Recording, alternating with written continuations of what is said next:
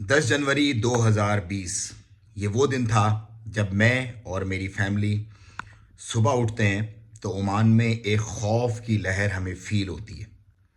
وجہ کیا تھی؟ وجہ تھی یہ۔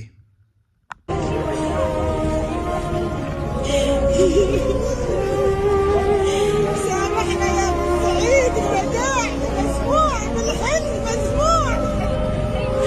وداع يا ابو سعيد، الوداع وداع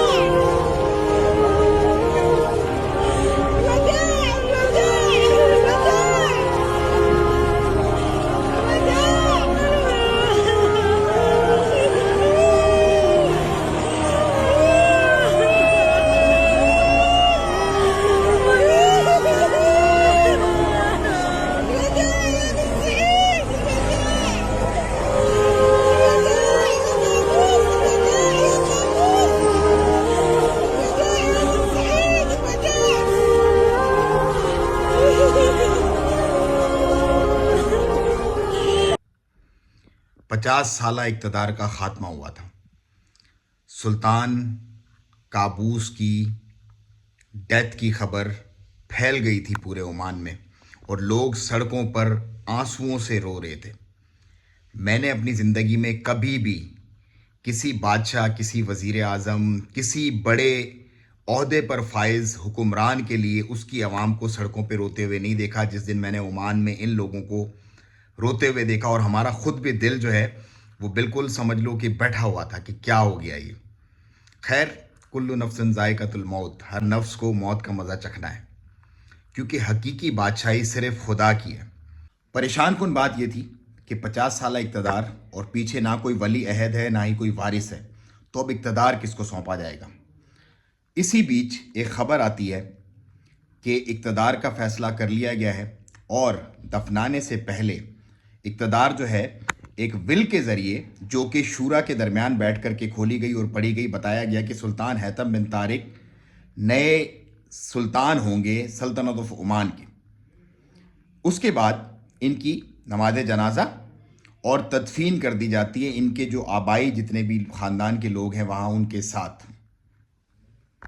لیکن یہ جو سلطان قابوس سے 50 سال میں انہوں نے عمان کا نقشہ ہی بدل دیا تھا۔ سارا انفراسٹرکچر، ساری چیزیں، پورا کا پورا ایک کنٹری بنا دینا، یہ اپنی جگہ پر ایک تھا۔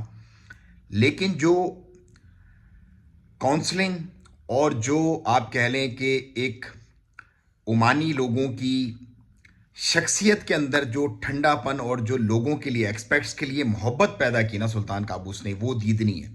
مطلب عمان آپ کو اپنا کبھی بھی ایسا نہیں لگے گا کہ آپ کسی دوسرے ملک میں ہیں، آپ کو ہمیشہ اپنا ملک لگے گا، کیونکہ یہاں کے لوگ بڑے ویلکمنگ ہیں۔ یہاں کے لوگ جو ہیں وہ بہت ہی کائنڈ ہارٹڈ اور بہت ہی ٹھنڈے مزاج کے لوگ ہیں، اور اس کی وجہ یہ ہے کہ ان کی حکومت کی پالیسی کبھی بھی کسی سے انہوں نے جنگ نہیں کی، مطلب اپنے کام سے کام رکھا۔ سعودی عربیہ اگر لڑ رہا ہے یمن میں تو یہ نیوٹرل تھے، قطر اور سعودی کا پرابلم ہوا تو یہ نیوٹرل ہیں، ایران اور امریکہ کے جو بھی معاملات ہوئے ہمیشہ انہوں نے ثالثی کی اور ایران سے امریکنز جو تھے ان کو چھڑوا کر کے دیا۔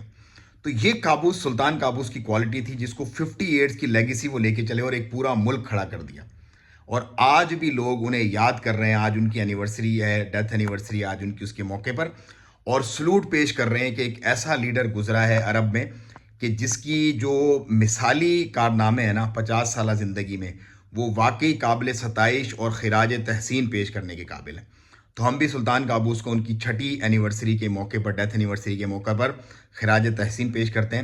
اللہ تعالیٰ ان کو غریق رحمت کرے اور ان کے حق میں بہترین فیصلہ فرمائے۔ جو وہ کام اپنی دنیا میں، اپنی زندگی میں کر کے گئے، ان سے ان کی جو ہے وہ درجات بلند فرمائے اور ان کے حق میں بہتری فرمائے۔ اگر آپ کو بھی سلطان قابوس سے ریلیٹڈ کچھ بات کہنی تو ضرور کمنٹ میں بتائیے گا۔